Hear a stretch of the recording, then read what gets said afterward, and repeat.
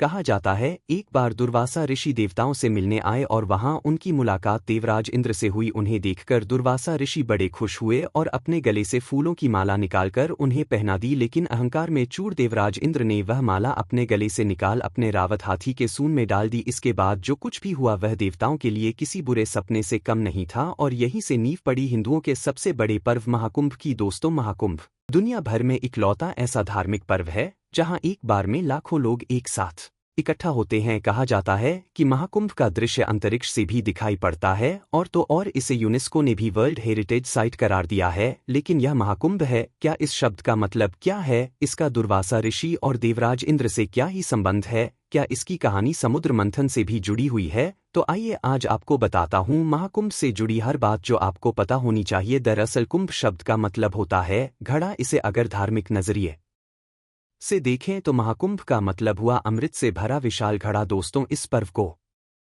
धूमधाम से मनाने के लिए भारत के 4 पवित्र जगह प्रयागराज, हरिद्वार, उज्जैन और नासिक में महाकुंभ का आयोजन किया जाता है। और इस बार यह मेला उत्तर प्रदेश के प्रयागराज में लगने वाला है, जिसमें हिंदू धर्म के लोग काफी ज्यादा आस्था रखते हैं तथा देश विदेश से लाखों श्रद्धालु इस मेले में हिस्सा लेने के लिए भी आते हैं। इसके पीछे एक मान्यता भी है कि यहाँ स्नान करने से लोगों के सारे पाप नष्ट हो जाते हैं और उन्हें मोक्ष की प्राप्ति होती है। लेकिन यहाँ पर एक सवाल उठता है कि आखिर यह महाकुंभ का मेला 144 साल बाद इस बार क्यों लग रहा है और इसकी शुरुआत कैसे हुई? तो दोस्तों, इसके पीछे एक दिलचस्प और पौराणिक कहानी बताई जाती है जो हमने आपको वीडियो के शुरुआत में सुनाई थी। आइए उस कथा को जरा विस्तार से आपको समझाता हूं। तो जैसा कि हमने आपको बताया कि एक बार ऋषि दुर्वासा जब देवताओं से मिलने पहुंचे तो उनकी मुलाकात देवराज इंद्र से हुई, जो अपने दिव्य हाथी इरावत पर बैठे अपनी ही धुन में मग्न थे। इंद्र को देख दुर्वासा ऋषि काफी खुश हुए और अपने गले से फूलों की एक माला निकालकर उन्हें पहना दी, लेकिन अहंकार में डूबे इंद्रदेव ने वो माला निकालकर अपने इरावत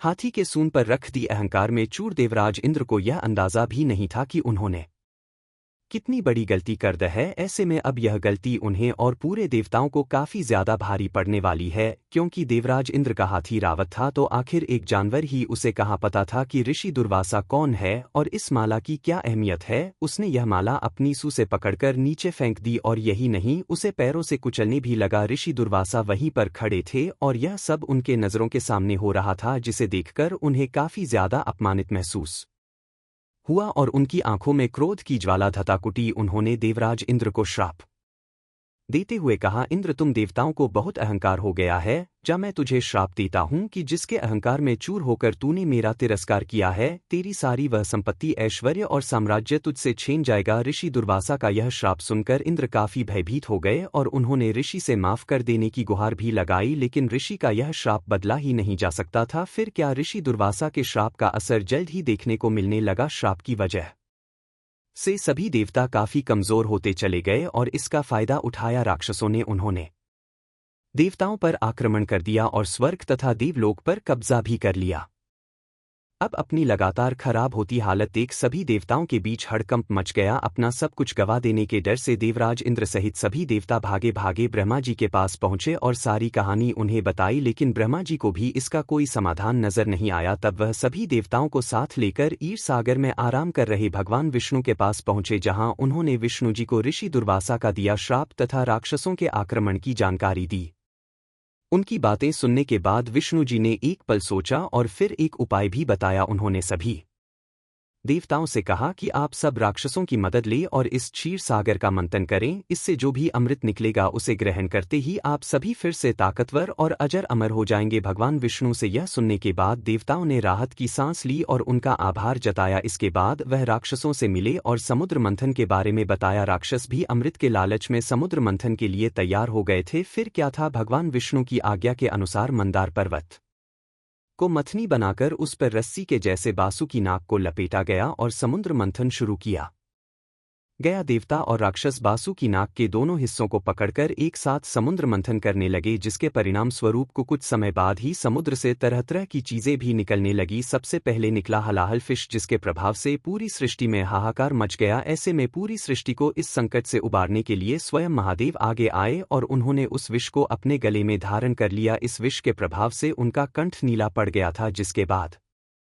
वह नीलकंठ के नाम से भी जाने गए। अब हलाहल विष के निवारण के बाद मंथन दोबारा से शुरू किया गया, जिससे पहले सुरभि गाय बाहर आई, इसके बाद उच्च श्रृड़ा, फिर कौस्तुभ मणि, फिर लक्ष्मी जी और अंत में खुद आयुर्वेद के जनक माने जाने वाले भगवान धन्वंतरी अमृत का कुंभ यानी कलश लेकर बाहर आए। राक्षसों ने जब अमृत कुंभ को देखा तो उन्होंने उसे छीनकर वहां से भाग निकलना चाहा। इसे लेकर देवताओं और राक्षसों के बीच तकरीबन 12 दिनों तक युद्ध चला। इस युद्ध के बीच मौका पाते ही इंद्र के पुत्र जयंत ने वो कुंभ लेकर भागना शुरू कर दिया। कहा जाता है कि उनके भागने के दौरान अमृत की कुछ बूंदें धरती के 4 जगहों पर नदी के किनारे गिरी, जिनमें प्रयागराज, हरिद्वार, उज्जैन और नासिक के नदी किनारे गिरी। तब से ही इन जगहों को काफी ज्यादा पवित्र माना जाने लगा और इसके बाद से ही यहाँ कुंभ मेले का आयोजन शुरू हो गया। इसके बाद की कहानी तो आप सबको पता ही होगी दोस्तों। यह तो थी कुंभ मेले की उत्पत्ति की कहानी। अब समझते हैं कि कुंभ हर 12 साल के बाद ही क्यों आता है। इसका जवाब जानने के लिए हमें वापस से पीछे चलना होगा, जब देवताओं और राक्षसों के बीच युद्ध जारी था। देखिए, अमृत राक्षस और देवताओं दोनों के लिए बहुत जरूरी था और दोनों ही पक्ष इसे हर हाल में पाना चाहते थे। इस वजह से दोनों के बीच 12 दिन तक यह चला। धार्मिक शास्त्रों के मुताबिक देवताओं का एक दिन हमारे 1 साल के बराबर होता है और यही वजह है कि हर 12 साल के बाद कुंभ मेले का आयोजन किया जाता है। माना जाता है कि हर 12 साल के बाद वह खास समय आता है जब प्रयागराज में त्रिवेणी संगम, हरिद्वार में गंगा नदी, उज्जैन में शिप्त नदी और नासिक में गोदावरी नदी के किनारे अमृत रूपी शक्ति जागृत होती है। और यही वजह है कि इस दौरान देश विदेश से लाखों लोग यहाँ डुबकी लगाने आते हैं ताकि उन्हें मोक्ष की प्राप्ति हो सके। तो दोस्तों, अब हम ये भी जान चुके हैं कि कुंभ के मेले की उत्पत्ति कैसे हुई। आइए अब समझते हैं कि कुंभ कितने तरह के होते हैं।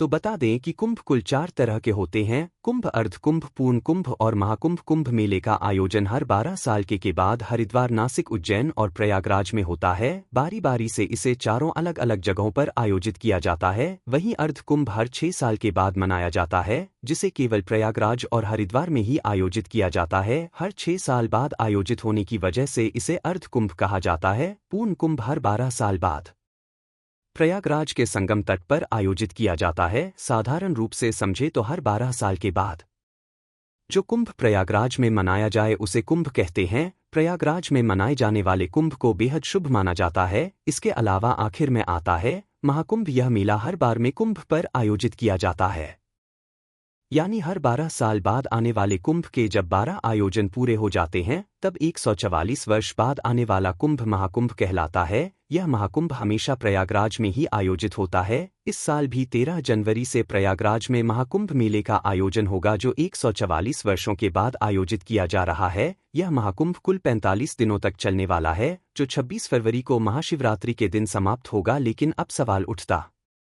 है कि महाकुंभ का आयोजन सिर्फ प्रयागराज में ही क्यों होता है। तो इसके पीछे कई मान्यताएं छिपी। प्रयागराज को धार्मिक दृष्टि से काफी ज्यादा महत्वपूर्ण माना जाता है। यहाँ गंगा, यमुना और सरस्वती नदी का संगम होता है, जिसे त्रिवेणी संगम के नाम से जाना जाता है। अब भले ही सरस्वती नदी सतह से विलुप्त हो गई है, लेकिन धरातल स्तर पर यह आज भी बहती है। इसके अलावा माना जाता है कि प्रयागराज कलयुग के समय को दर्शाता है कि इसके अंत में अभी कितना समय और बचा है। इसलिए मान्यता है कि जो भी यहाँ महाकुंभ के दौरान स्नान करता है उसके सभी पाप नष्ट हो जाते हैं और वह जीवन मरण के चक्र से छूट जाता है, जिससे उससे मोक्ष की प्राप्ति होती है। तो दोस्तों, यह थी पूरी जानकारी महाकुंभ के उत्पत्ति और उसके महत्व की। अब यह सिर्फ एक धार्मिक आयोजन नहीं है, बल्कि हमारी संस्कृति, आस्था और एकता का प्रतीक है। अगर आप इस अद्भुत आयोजन का हिस्सा बनने जा रहे हैं तो हमारी शुभकामनाएं आपके साथ हैं। अपने अनुभव हमारे साथ कमेंट्स में जरूर शेयर करें। वीडियो अगर पसंद आई हो तो इसे लाइक और शेयर करें और जाते जाते चैनल को सब्सक्राइब करना बिल्कुल ना भूलें।